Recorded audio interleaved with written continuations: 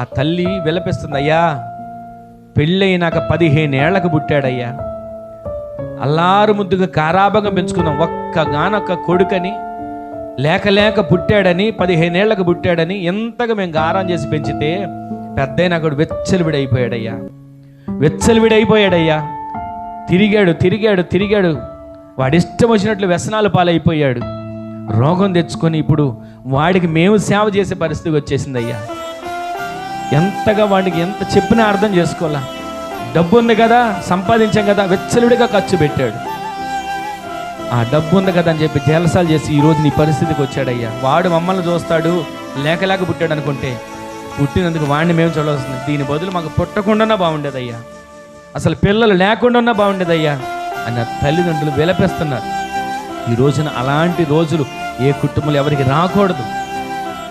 దేవుడు మన బిడ్డలను ఉన్నతమైన స్థితిలో నిలబెట్టాలి. గట్టిగా ఆమేన్ చెప్పండి. ఆమేన్.